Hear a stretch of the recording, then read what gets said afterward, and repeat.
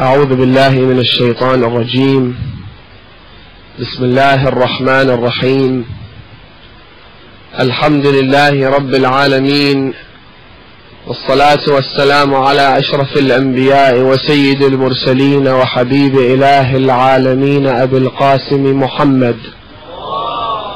اللهم صل على محمد وعلى آل بيته الطيبين الطاهرين المعصومين المكرمين الغر الميامين، سيما بقية الله في الأرضين وحجته على الخلائق أجمعين، الحجة ابن الحسن المهدي فداه أرواح العالمين. There are so many natural phenomena that occur around us on a daily basis, some of which we can understand and explain, many of which we don't even know about, and a great deal that we do not have a proper interpretation for. If you look at, for example, the occurrences and the events that take place in the outside world and in the space outside the perimeters of our planet, there are so many things that occur on a daily basis, on an hourly basis, on a second-by-second basis that we cannot explain. We can observe those phenomena, but we cannot explain them. We don't have a proper and a convincing explanation for them.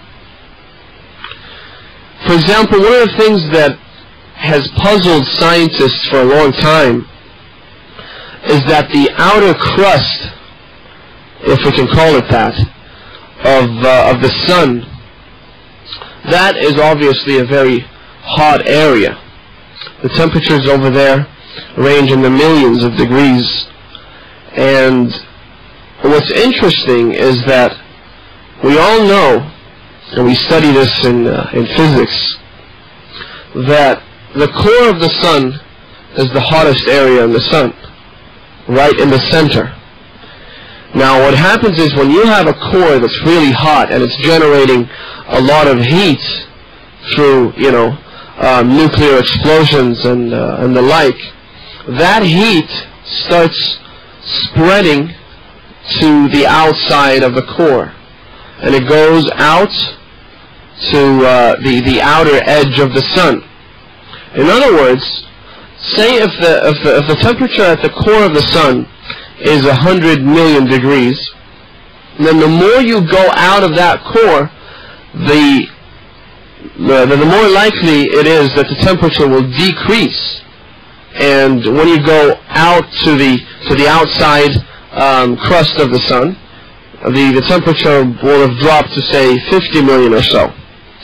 But what's really puzzling is that the space between the core and the outside of the sun does get colder. The temperature does drop in that area, but then when you go out to the very outer edge of the sun, the temperature increases again, and it gets to the temperatures that are sort of comparable to the temperatures at the core of the sun.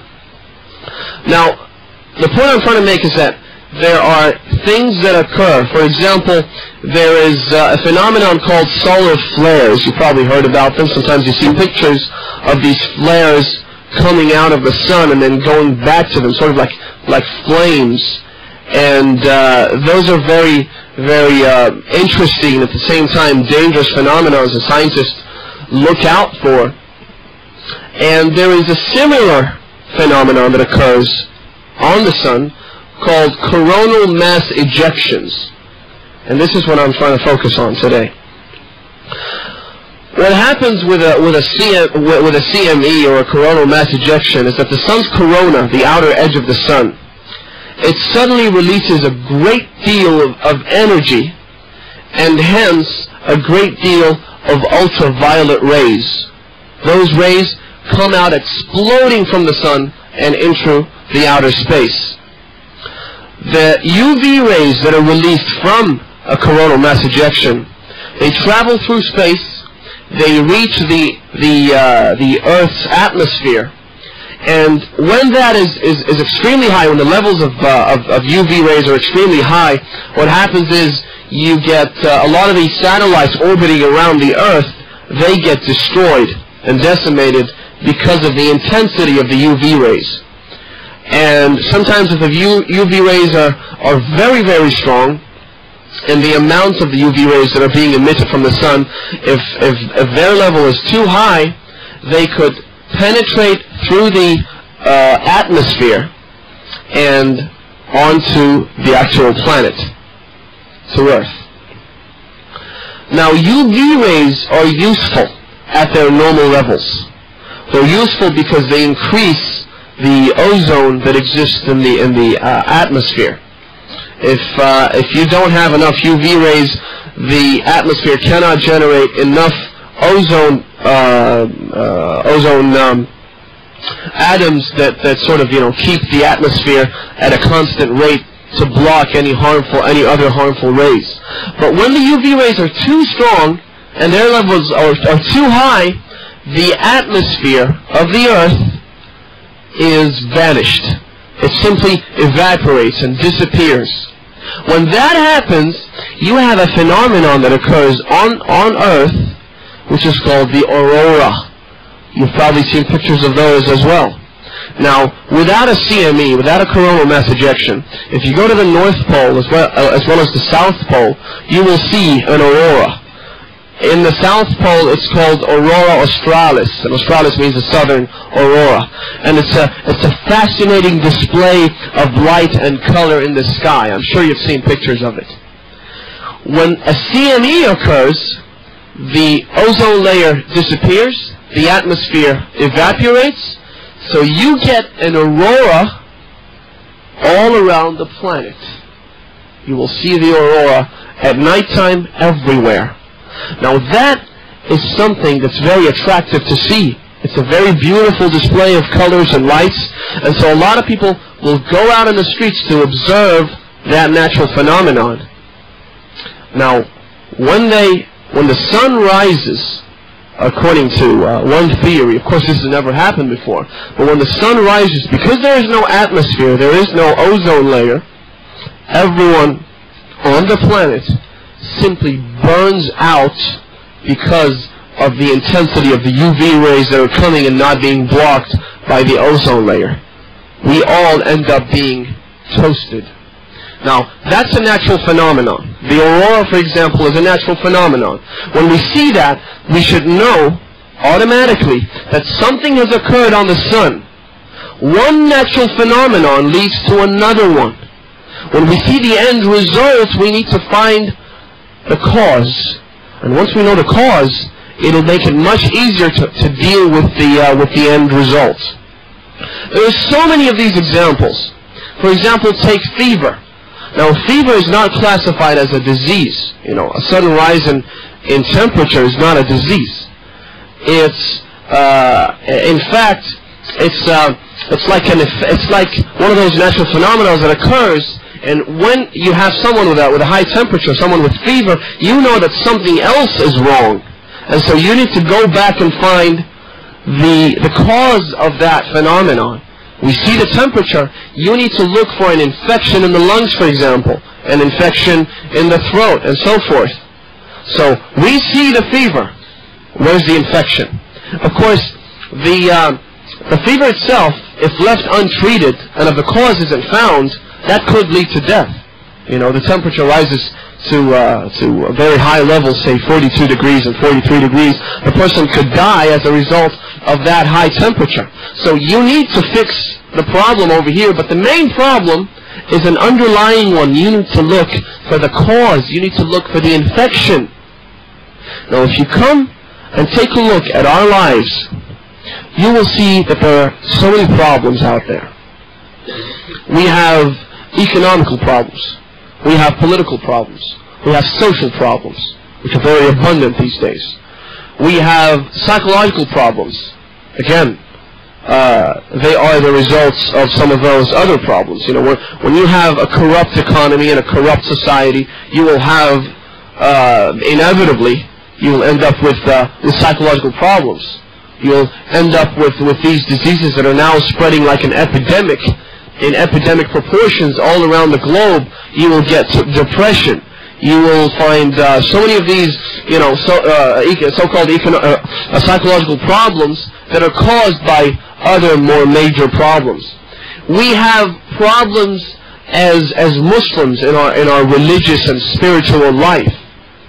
We have problems such as women not adhering to a complete hijab and veil. Now, that is the fever. You see a woman not dressed up with the hijab, that's the fever. Where's the infection? You need to treat the fever, but more importantly, you need to treat the infection. First of all, find it, diagnose the disease, and then treat it. For example, I was once asked, if in an Islamic country you find women not wearing hijab, what should you do? Under an Islamic regime, should you, for example, prohibit and place a total ban on anyone not wearing the proper hijab? And subsequently, if you see a woman not dressed up with the hijab, should you throw her in jail or punish her with some type of punishment? Should you, bash her in the middle of the street? What should you do? How would you handle the situation? I said the most important thing to do, see, that is the fever. People not wearing hijab. We should treat the infection. Where is the infection? When a woman doesn't wear the hijab, she's either doing it out of ignorance. She doesn't know how important it is for her to wear the hijab. She doesn't know that it's wajib, even though, well, that's quite rare these days. It's quite rare to see a woman not dressed up with the hijab, a Muslim woman who doesn't know that it's wajib and obligatory for her to wear the proper veil. Or the underlying problem could be that she simply doesn't have shame. And when I say that, I mean absolutely no disrespect. The fact is, according to our traditions, it is a sign and a display of a woman's level of shame that she wears a hijab. If she doesn't have shame to reveal her body, she won't wear the hijab. It's about how much shame does she have. How much is she ashamed of exposing herself to strange men, to men to whom she's not allowed to expose herself. So that is the fever. Should we put people in jail, those who don't want to wear the hijab? If it's ignorance that's causing them not to wear the hijab, we should treat that problem. We should educate them. We should start from the basics. Start with a woman from birth. Start with the little girls, those who don't have to wear the hijab. And when I say start with them, I don't mean, force them to wear the hijab. I'm saying start with the education process. Tell them how important it is for them to start wearing the hijab when it becomes compulsory and obligatory for her to do so. Start with a good educational system. Start with the right type of content in the media. Start with the right programming on TV. If I was running a government that I claim is bound by the teachings of Islam, I would start from the basics. I wouldn't place that girl in a place where she's exposed to all sorts of obscene material. She interacts with women who don't have any respect for the hijab. She doesn't have the right type of education. Her mother doesn't wear the hijab. Her mother doesn't care less about his wife not wearing the hijab, and so forth. And then when she's 12 years old, when she's 10 years old and she doesn't wear the hijab, I take her to prison. That's the wrong way of going about running a government here. Of course, this is just a hypothetical example. We're not talking about implementing an Islamic law in a government. What I'm trying to say is that we should start from the basics and look for the underlying reasons. A woman not wearing the hijab, she's got other problems. Focus on those. Now, Islam, for example, being a perfect system, offers solutions to all these problems. But Islam is primarily a preventive religion rather than a religion that offers the cure. It does offer cures for problems in society, but it puts more attention and emphasis on the preventive side of solving these problems. For example, Islam says, we have teachings from Mahdi Al-Bayt that say, when you look for a wife, look for a mother for your children, not a wife. Because, I mean, you know, once it comes down to it, you're actually trying to establish a sacred household, a place where children will grow. And you want someone with the ability to raise your children in a proper manner. Look for a wife, and we have many traditions that say, you know, look for a wife with these qualities and attributes, you know, for her to have, you know, this kind of skin color, that kind of hair, and this type of smell, and so forth. We have all those teachings. But at the same time, we're told that it's more important for you to look for a mother for your children rather than simply someone you would want to satisfy your immediate desires with. For example, in Islam, we have these, you know, these preventive measures that say a person who cannot get married has a number of solutions.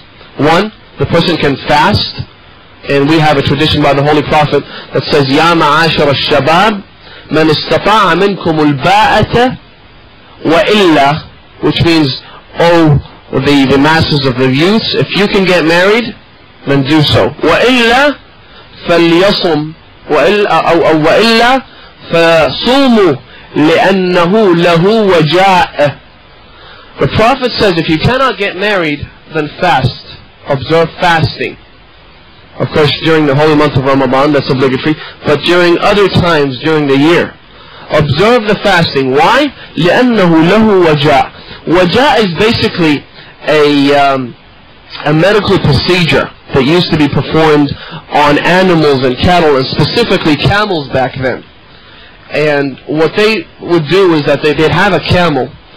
To try and de-sex the camel, they would sort of crush the camel's genital organs, and you know, to stop that camel in engaging in any sexual activity. So the Prophet says, for you to observe the fasting is like performing that procedure. In other words, it kills off the desires. And the reason that happens is because hunger is one of the primary instinctive desires in a human being. When you're hungry, that's like such an overwhelming feeling that you don't even think about anything else. You're so hungry, you don't think about that side. So the Prophet says, fast. And when you fast, obviously, I'm not saying, you know, eat 3 meals worth of food in the morning so you'd never even feel hunger during the day. No, you're supposed to feel hungry. And of course, at the same time, you're rewarded. And it has many other effects in your life. So Islam has a lot of preventive measures, but at the same time, there are things that are classified as cures. The punishment system in Islam is a cure for a lot of the problems. But at the same time, I mean, we have teachings in Islam that if a person commits adultery, God forbid, that person, if he or she fits within the criteria of a person who has committed adultery as a sin and had, you know, prior knowledge of this being a sin and had other means of satisfying his desire but didn't do so. If the person's married, for example, he's treated in a different way than if the person wasn't married, and so forth. But if that person fits in all of the conditions set forth by Islam, that person is whipped. Okay?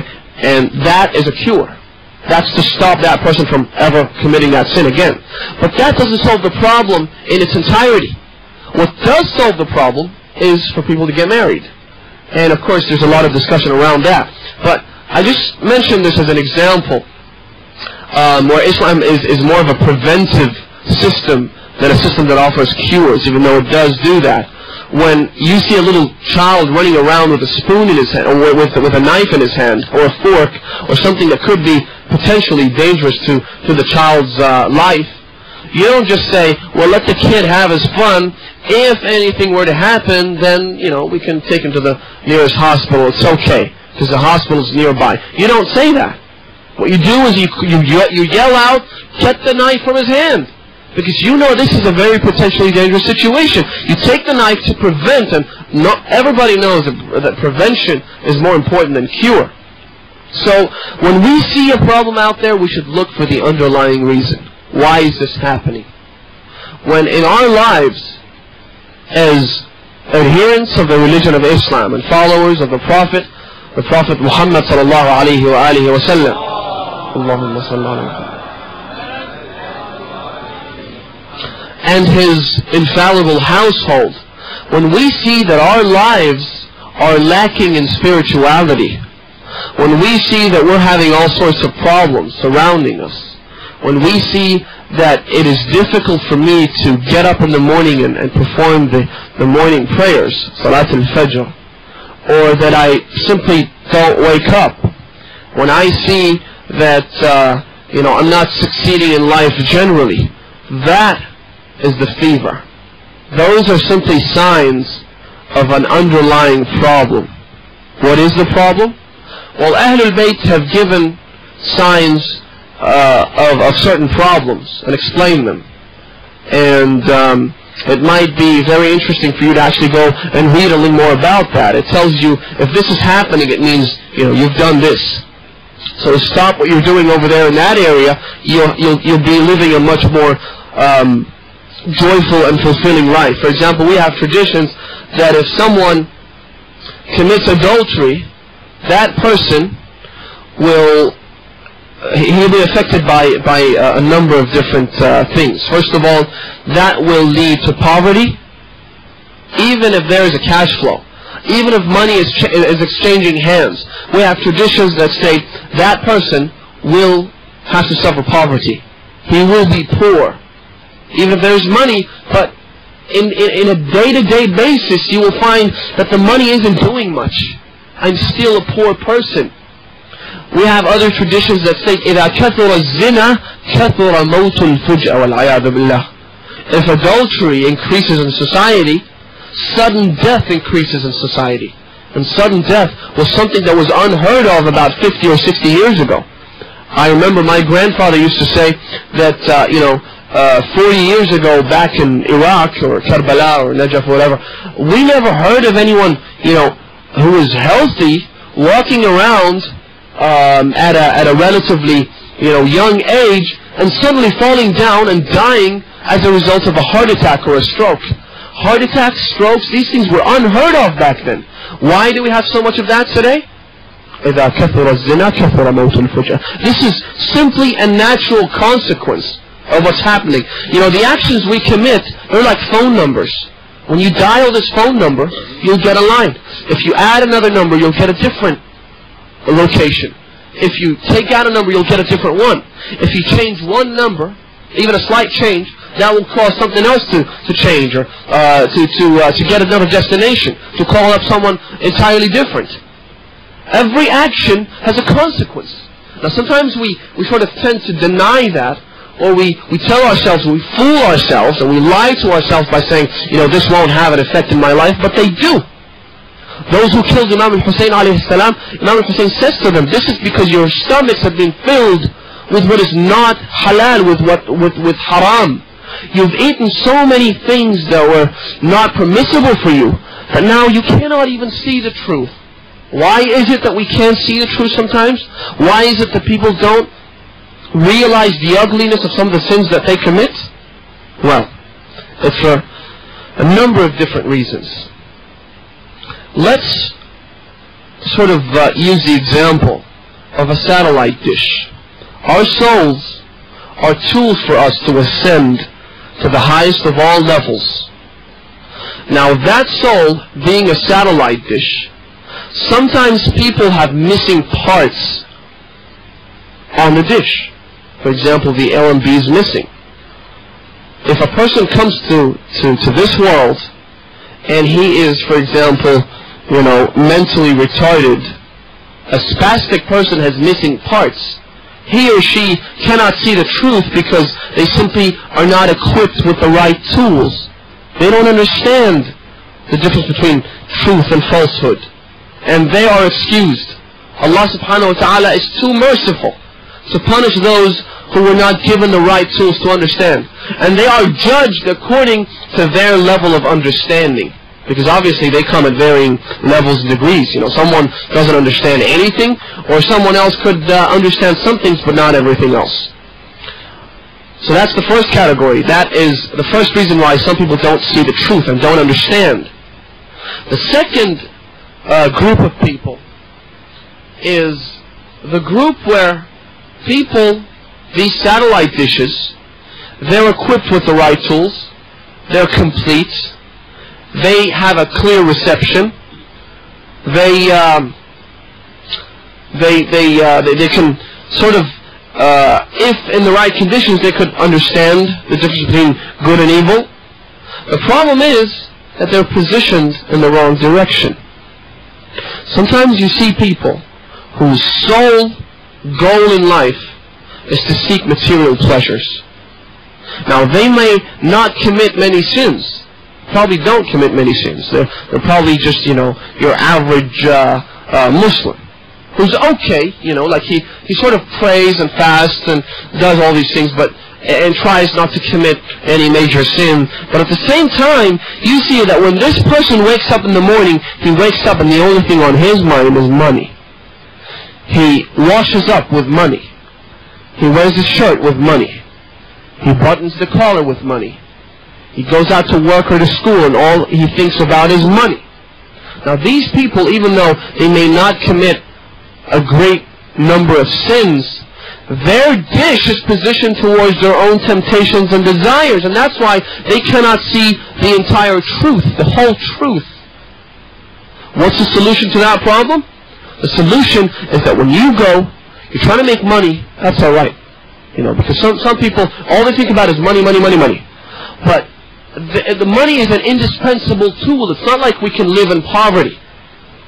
The commander of the faithful, Imam Ali alayhi salam, says in many traditions that if poverty was going to a city, then disbelief in Allah subhanahu wa ta'ala would tell poverty that I'm coming along with you.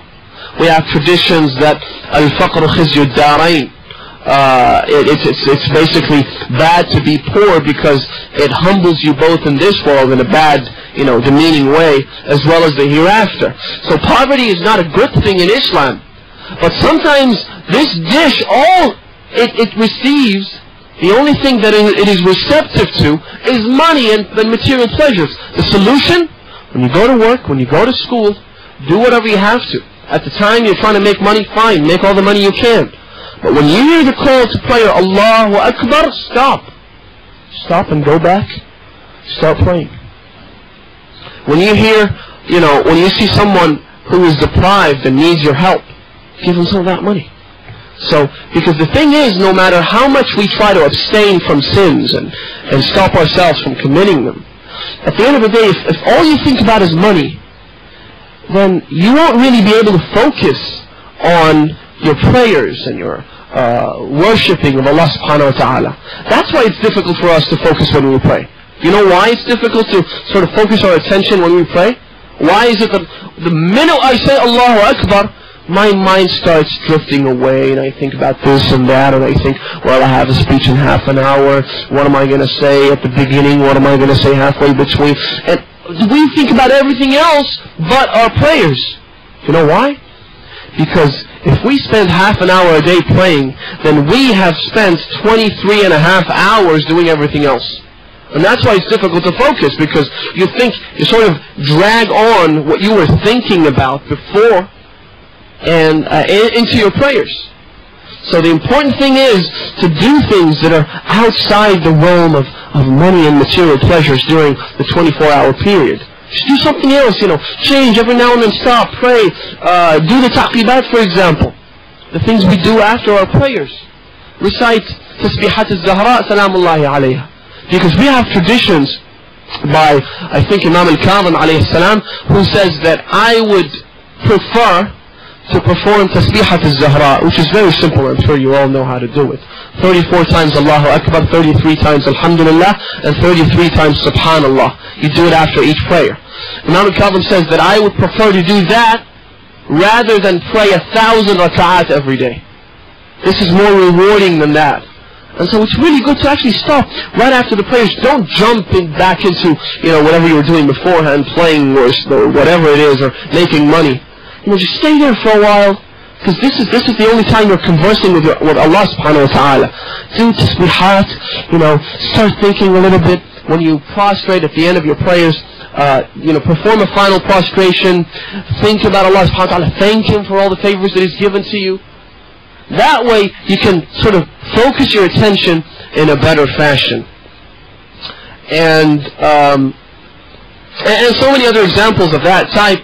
The main point being that when we see these problems, we should go to the underlying reason. We see the greatest tragedy of all time occurring on the 10th day of Muharram, the year 61 in the Hijri calendar, a mere 50 years after the Prophet's demise, almost 50 years. Now, what was the underlying reason for that tragedy? If only 50 years have passed after the Prophet's death, what is it that caused Imam al-Hussein to die in the most brutal and vicious manners of all? Did you know that there is not a single prophet, a single messenger, or a single successor to a messenger who was killed in a battlefield? The only one that was murdered in a battlefield was Imam al-Hussein alayhi salam. And for him to be killed in that way, why did that happen? Well, one Arab poet put it in the best way.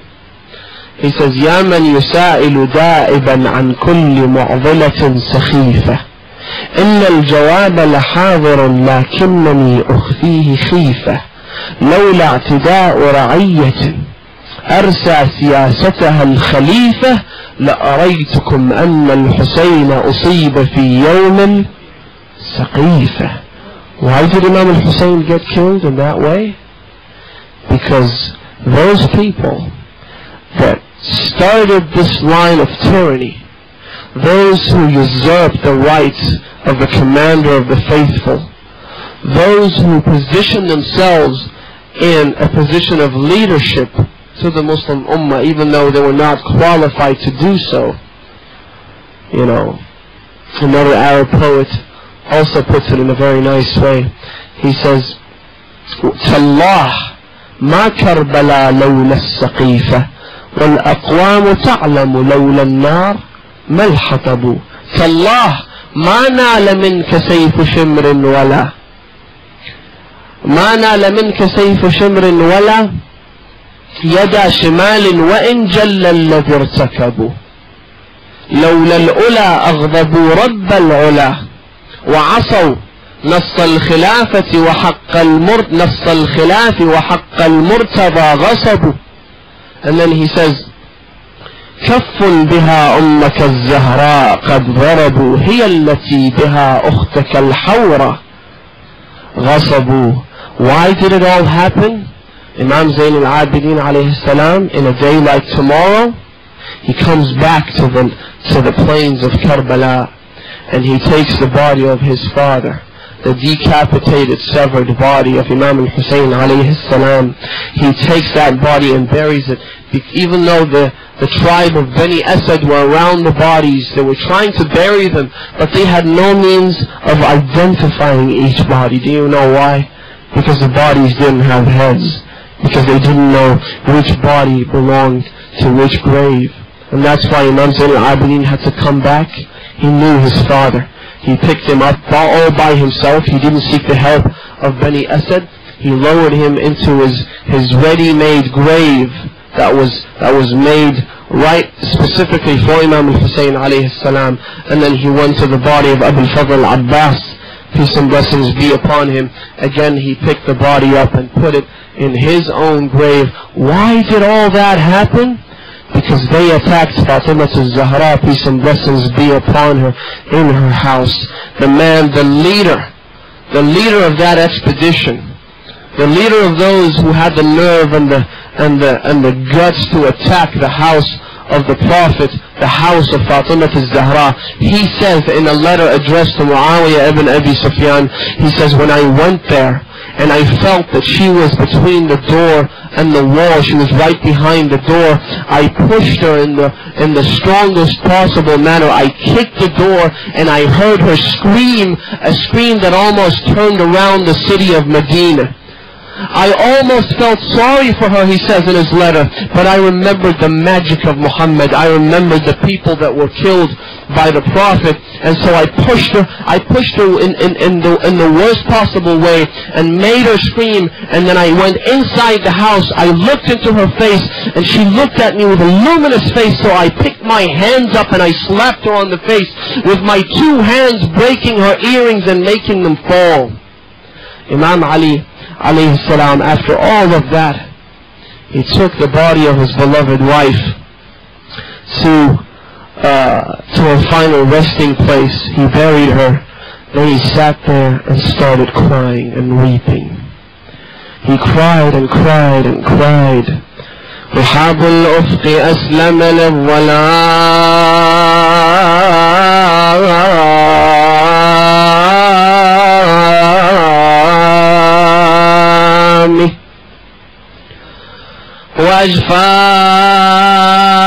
وأجفان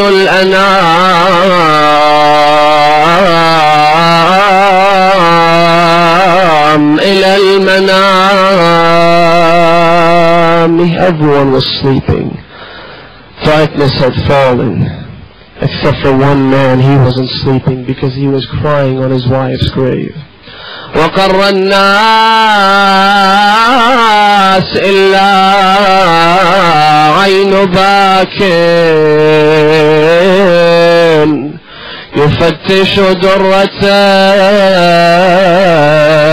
وسط الركام يقول وقد تعثر في ثراها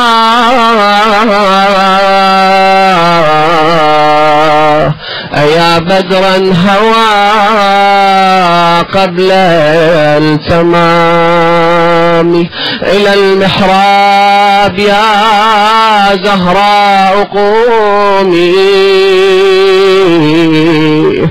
صلاة الليل آنت لا تنامي لا تنامي لا تنامي. It's prayer time, O Fatima. Please get up and go pray.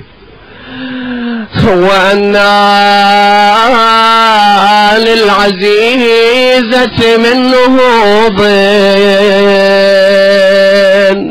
وأنا للكثيرة من قيامي فهل سلمت بجنبك من ضلوع وهل سلمت بجسمك من عظامي. Then he looks towards the Prophet and says, Assalamu alayka ya Rasul Allah wa ala ibnatika an-nazilati bijiwarik was-sari'ati al-lihaq bik ya Rasul Allah أما حزني فسرمد وليلي فمسهد يا رسول الله أحفها السؤال واستخبرها الحال. O Messenger of Allah, ask her about what happened to her, because she never told me about the broken ribs. She never told me about the bruised hands. She never told me about the battered back. She never told me about the bleeding breast. Ya Rasul Allah, أحفها السؤال واستخبرها الحال فلولا الغالبون على زماني جعلت مقامها أبدا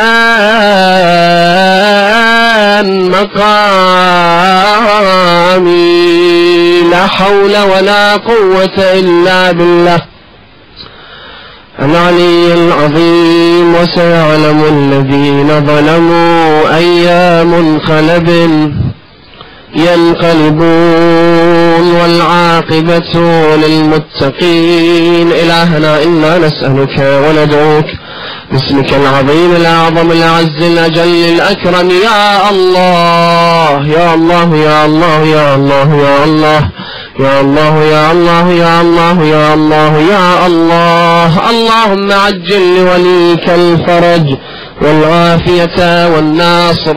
اللهم اجعلنا من أصحابه وأعوانه وشيعته ومحبيه والذابين عنه والممتثلين لأوامره ونواهيه.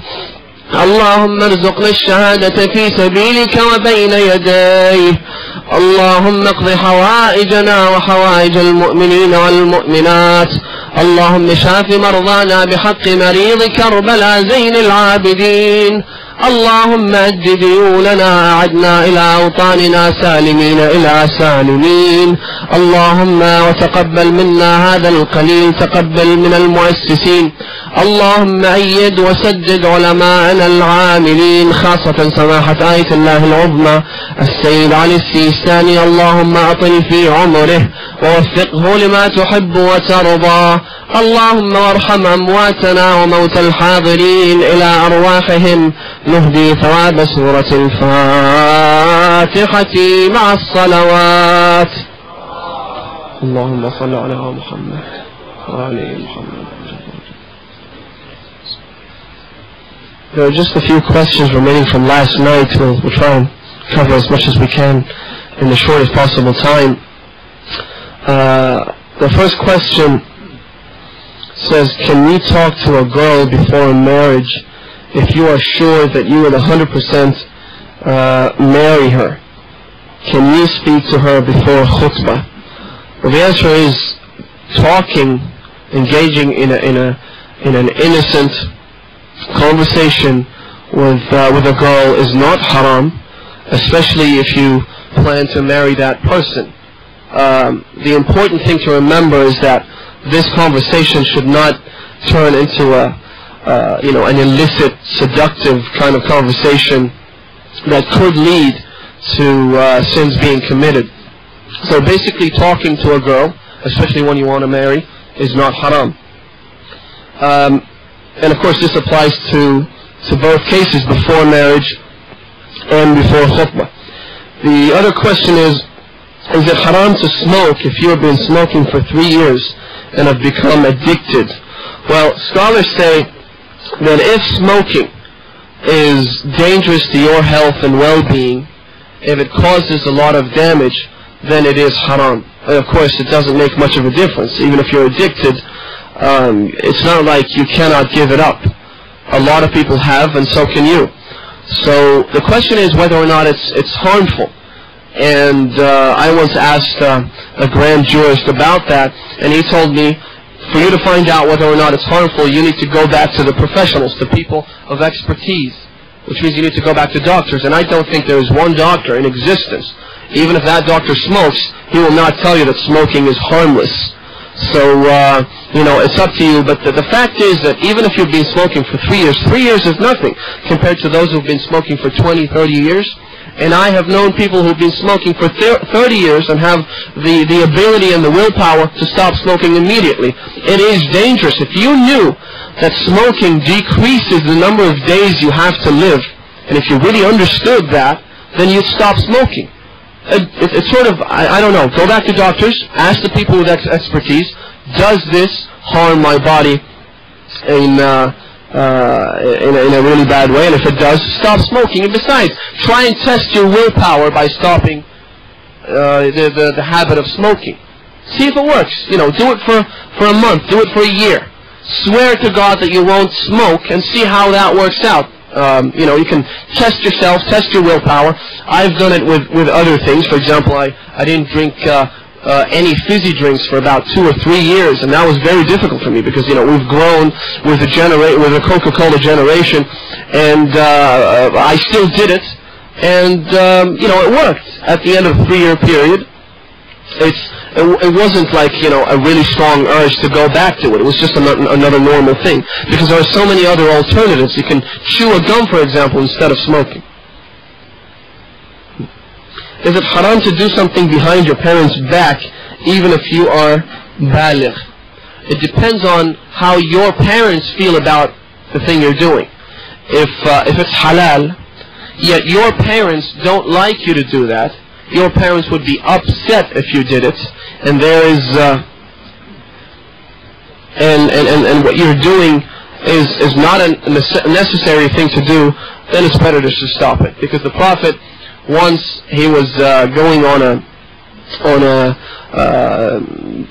he was engaging in a war with his enemies, but because there was a sufficient number of people to fight with the Prophet, anything extra than that was on a voluntary basis. So one youth comes up to the Prophet and says, I could be a volunteer and fight with you, or I could stay with my mother, who's really old.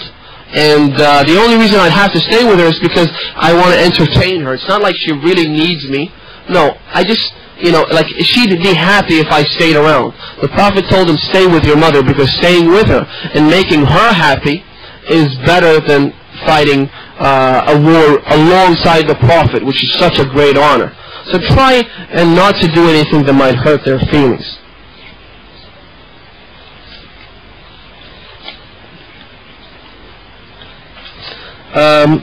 Is it haram to drive without a license? Well, look, I'm sure that the people that implemented these rules and said that for you to drive you need to reach a certain age and then be tested and then acquire a license before you can drive, those people didn't do that because they were Christian. They didn't do it because they saw that in the Talmud and the Torah and the Old Testament. They did it because they were professionals. They knew what they were saying, and their expertise in that field tells them that it's better for a person under the age of, I don't know what it is here in England, 17, that person is not qualified to drive. We do have scholars, however, I should point out, that we have scholars that say going against the traffic laws is haram.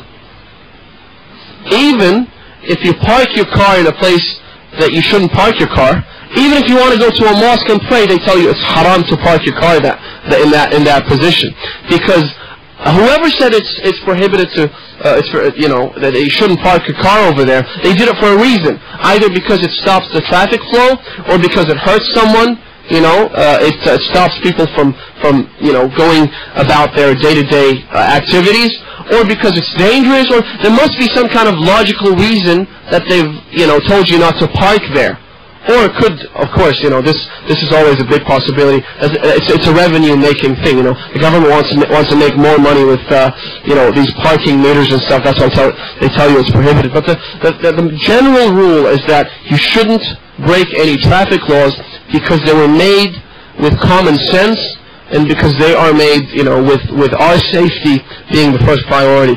Second question is it haram to do zawaj mut'ah behind your parents' back if you know that they do not accept and you are a boy? Okay. It's not haram to marry on a temporary basis.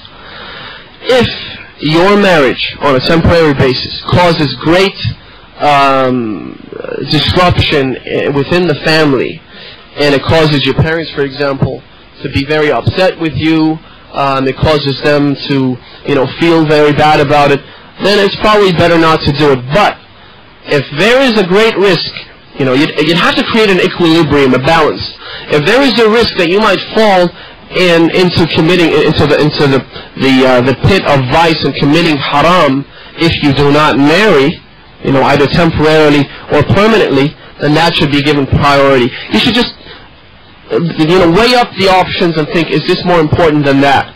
My parents are more important than me satisfying this desire. But if this desire causes me to commit what's haram and much worse than that, then this is more important. But again, try and create that equilibrium. The other question is, Assalamu alaikum, is it haram to go out with a girl? Well, generally speaking, it depends on your definition of going out.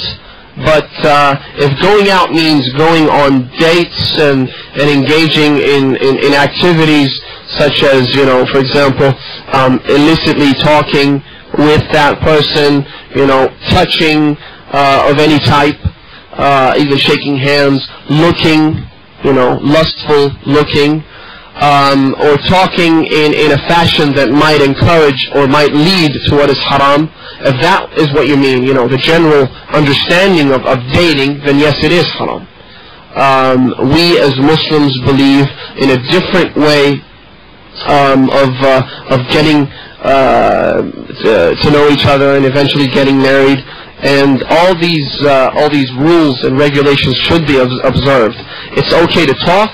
It's okay to probably walk someone somewhere, but to go out on dates and engage in all those non-permissible activities is haram. أحسنتم. It looks like we've run out of time.